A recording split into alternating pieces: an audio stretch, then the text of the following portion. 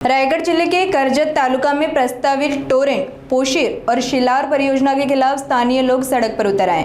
पर्यावरण बचाओ संघर्ष समिति के नेतृत्व में एक दिवसीय धरना आंदोलन कर प्रशासन का ध्यान आकर्षित किया गया। आंदोलनकारियों का आरोप है कि इन परियोजनाओं से पर्यावरण को भारी नुकसान होगा और स्थानीय नागरिकों को कोई लाभ नहीं मिलेगा। प्रदर्शन में पर्यावरण प्रेमियों, ग्रामीणों और सामाजिक संगठनों ने बड़ी संख्या में भाग लिया। आंदोलनकारियों ने चेतावनी दी कि प्रोजेक्ट रद्द नहीं हुए तो आंदोलन और तेज किया जाएगा। निश्चितच हे प्रकल्प हे कर्जतमधील आमच्या तमाम आम्ही जे पोशीर आणि शिलार धरण बाधित जे आम्ही शेतकरी आणि प्रकल्पग्रस्त आहोत यांना कुठेही विश्वासात न घेता हे प्रकल्प लादले गेलेत। आता तुम्ही जर पाहिलं तर चितले समितीचा अहवाल घेऊन हे प्रकल्प इथे कर्जतमध्ये ही जागा सुनिश्चित केली या धरणासाठी। परंतु चितले समिती ही गठीत केली होती 80 ची तत्कालीन भौगोलिक परिस्थिती त्यावेळी त्यांनी रिपोर्ट दिले होते की ही इथली जी झाडे जे दुर्लभ जी झाडे आहेत ही कुठल्याही कामाची नाही, ते कोणतेही पीक घेतले जात नाही। परंतु वस्तुस्थिती तशी नाही। आताही इतकी मोठ्या प्रमाणात डेव्हलपमेंट झाली। आताची जर भौगोलिक परिस्थिती तिथं जर पाहिली तर अनेक रिसॉर्ट, अनेक फार्म हाऊस, अनेक छोटे मोठे बंगले, अनेक शेतकऱ्यांची चांगली अशी बंदिस्त घरं तिथं बांधले तिथे, जेणेकरून तिथं रोजगार उपलब्ध झालेला आहे। आज आमची खेड्यातली आदिवासी लेडीज जरी आज सकाळी जरी गेली भाकरी घेऊन तरी संध्याकाळी ती 500 रुपये मजुरी कमवून येते। म्हणजे तो भूभाग आम्हाला मजुरी देतोय, आमचं जीवन जगण्याचं साधन आहे। परंतु चितले समितीने जो 80ला जो अहवाल दिला होता त्याच्या आधारात ते धरण जे आलेले आहेत हे धरण साफ चुकीचं आहेत। तिथं अनेक दुर्लभ वनस्पतींचा ऱ्हास होणार आहे आणि हे आमची इथं संमती नाही। आपण पाहिलं तर देशात लोकशाही आहे, ठोकशाही नाही आहे। परंतु ठोकशाही पद्धतीने जर हे प्रकल्प जर आमच्यावर लादले असेल तर आम्ही शेतकरी सुद्धा ठोकशाही पद्धतीने याचा विरोध करून यांना कायमचा हद्दपार करू। आमची तर ठाम भूमिका आहे की आमचं आंदोलन अजून तीव्र करणं गरजेचं आहे। लोकांना पूर्ण माहिती नाहीच। अक्षरशः पोटलपालीचे लोक इथं सगळे उभे आहेत, इथं 100च्या वर इथं हजर झालेले आहेत। ते म्हणतात की त्यांना माहीत पण नाही। इथं आमच्या शेजारी ती आपली सरपंच मांडेल तिला सुद्धा कुठल्याही प्रकारचं विश्वासात घेतलं गेलेलं आहे। हा फार अंतिम लोकशाही तर नाहीच नाही, हे फारच काय म्हणतो आम्ही हे हुकुमशाहीच, दुसरं काही नाही। आणि सगळ्या पर्यावरणाचं उद्ध्वस्त होणार आहे। आमचे कर्जत वाशींना पूर्णपणे आम्हाला आत्ता इतकं हीट आपलं गरमी एवढी वाढलेली आहे आणि क्लायमेट चेंजच्या विरुद्ध तुम्ही बोलता। क्लायमेट चेंजचं सही केलेलं आहे भारताने, पण जिथं जावा तिथं जंगलला तोडण्याचं जोरात चालू आहे। पण सरकार कुठल्याही कायद्याला आम्ही घेत नाही, त्यांना पाहिजे तसं घडते। आणि आत्ता म्हणतात की लवकरात लवकर परत करोना इथं येईल असं सांगितलं जाते आणि त्यांना काय पाहिजे तसं ते करतात, निर्णय घेतात।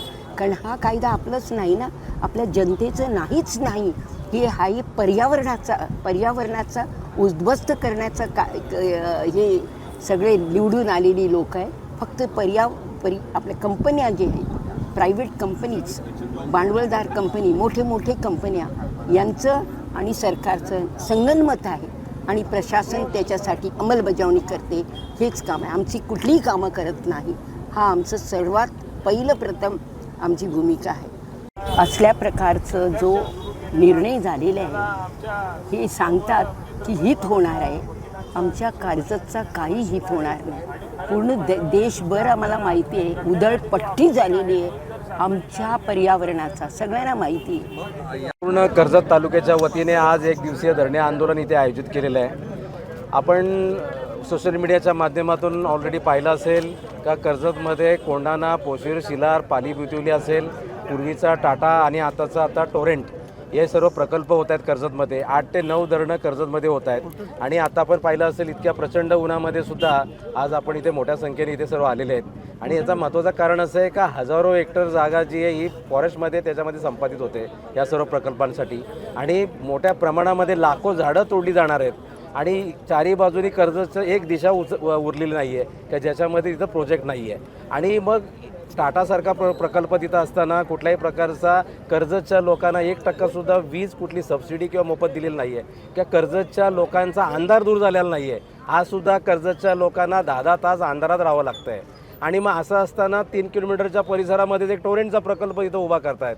टोरेंटचा प्रकल्पाचा विरोध याच्यासाठी आहे का टोरेंट प्रकल्प जिथे होतो हा वेस्टर्न घाट आहे, वर्ल्ड हेरिटेज प्रॉपर्टी आहे, तिथं कुठल्याही प्रकारचा बांधकाम करता येत नाही आहे, कुठल्याही प्रकारचे असे प्रकल्प आणता येत नाही आहे. असं असताना सर्व नियम धाब्यावर टाकून शासनाने ह्या प्रोजेक्टसाठी रेड कार्पेट टाकलेला आहे आणि टोरेंटसारख्या एका कंपनीला हा प्रोजेक्ट त्यांनी देऊ केलेला आहे आणि त्याच्यामध्ये 600 एकर फॉरेस्ट त्याच्यामध्ये जाणार आहे. लाखो झाडं तोडली जाणार आहेत आणि याच्यापेक्षा भयानक म्हणजे या टोरेंटचं जे डिस्ट्रीब्युशन होणार आहे त्याचं पूर्ण नेटवर्क जे वायर आणि ज्याचे टॉवर आहे ते पूर्ण तालुक्यामध्ये पसरले जाणार आहेत. म्हणजे आमच्या कर्जतचा पूर्ण ऱ्हास करण्याचं त्यांनी ठरवलेलं आहे का हे हाय टेन्शन आणि टॉवर उभं केल्यानंतर त्या परिसरातल्या घरं आणि जमिनीचा व्हॅल्यू झिरो होणार आहे.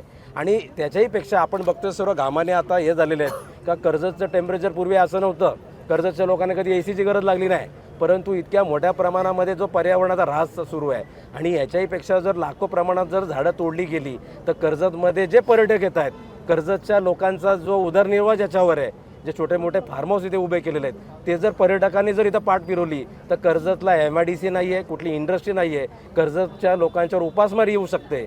आज मुंबईच्या पुढचं व्हिजन म्हणून 20 वर्षाची तरतूद म्हणजे कर्जत डम्पिंग ग्राउंड करायला घेतलेलं आहे आणि कर्जत डम्पिंग ग्राउंड करायला घेतलंय. मग कर्जतच्या 3 लाख लोकांसाठी पुढच्या 20 वर्षाचं विजन काय याचा शासन कुठलाही विचार करत नाहीये. म्हणून हे धरणे आंदोलन आहे.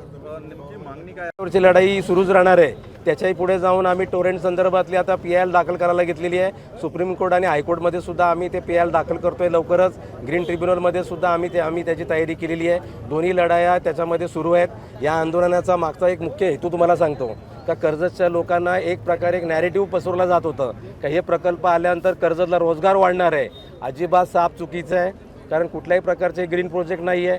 ग्रीनरी म्हणजे आमचं जे झाडं आहेत, आमचं जे जंगल ही ग्रीनरी आहे, ते उद्ध्वस्त करून कसं काय तुम्ही ग्रीनरी तयार करताय, हे मोठा जोक आहे त्याच्यामध्ये. आणि म्हणून आमचं म्हणणं आहे याच्यामध्ये का हे सर्व प्रकल्प रद्द झाले पाहिजेत. याच्यामध्ये आम्ही कायदेशीर आणि रस्त्यावरची लढाई ही दोन्ही तयारी ठेवलेली आहे. आज तुम्ही पाहिलं असेल इतक्या मोठ्या उन्हामध्ये सुद्धा तमाम कर्जतकर या उपोषणाच्या या धरणे आंदोलनाच्या ठिकाणी येत आहेत, पाठिंबा देत आहेत. इव्हन सर्व पक्षाचे जे राजकारणी लोक आहेत त्यांनी सुद्धा त्यांच्या राजकीय चपला बाहेर काढलेल्या आहेत आणि तमाम एक सर्वसामान्य कर्जतकर म्हणून त्यांचा या आंदोलनाला पाठिंबा आहे. आमची मागणी अशी आहे का पोशीर शिलार आणि जे टोरेंट प्रकल्प आहेत हे पर्यावरणाला विनाशकारी आहेत, पर्यावरण उद्ध्वस्त करणार आहेत. या प्रकल्पाला आम्ही विरोध करतो. हे प्रकल्प शासनाने रद्द करावेत अशा प्रकारची विशेष करून आम्ही मागणी घेतोय. त्याच्यातला कोंढाणा असेल आणि पालीबितुली असेल, हे धरण आमचं आहे, ही जमीन आमची, हा तालुका आमचा आहे, हे पाणी आम्हालाच दिलं पाहिजे. तुम्ही नवी मुंबईला जे काय पाणी वगैरे पुरवताय तर त्याच्यामध्ये कर्जतचा लोकांना कुठल्याही प्रकारे पाण्याची व्यवस्था नाही आहे. म्हणून हे प्रकल्प रद्द झाले पाहिजे अशी विशेष करून आमची मागणी आहे.